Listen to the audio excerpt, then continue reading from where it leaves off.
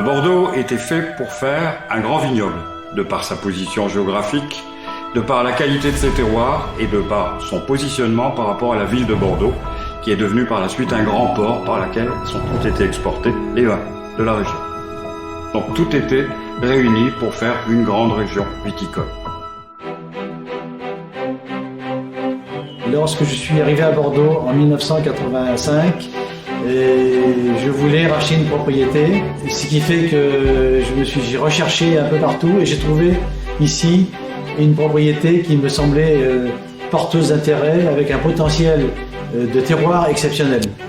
C'est pour ça que j'ai acheté et j'ai donc agrandi la propriété jusqu'à atteindre 55 hectares qui sont aujourd'hui la surface plantée de Bel Air.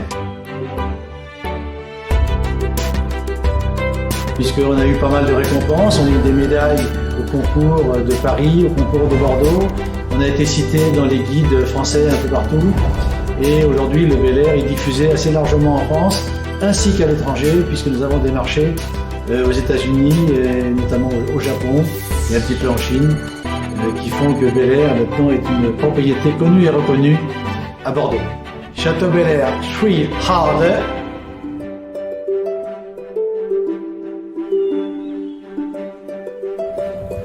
Il est sur des sols argileux et avec du silex, ce qui lui donne vraiment une typicité et beaucoup de tanins, similaire à ce qu'on peut trouver comme terroir à Saint-Émilion. Ce sont des terroirs qui sont sur une même lignée. Saint-Émilion est à 800 mètres à vol d'oiseau, l'appellation Saint-Émilion. On peut voir qu'il y a des cailloux, des silex. Tout ça, c'est très important pour avoir une qualité de raisin et de vin de meilleure qualité.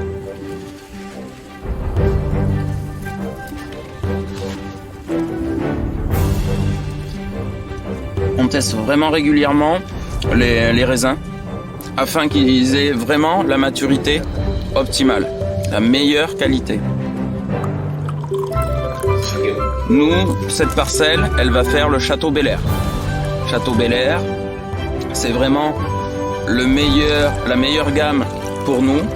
Un très bon terroir avec des cailloux, du silex, de l'argile. Tout pour nourrir une belle plante qui donne normalement un très joli raisin. Et par chance, un grand terroir. Un terroir argilo-calcaire avec même quelques silex, vraiment un terroir très nuancé qui permet de faire des grands vins colorés, fruités, avec de très beaux tanins, tout en finesse, tout en élégance.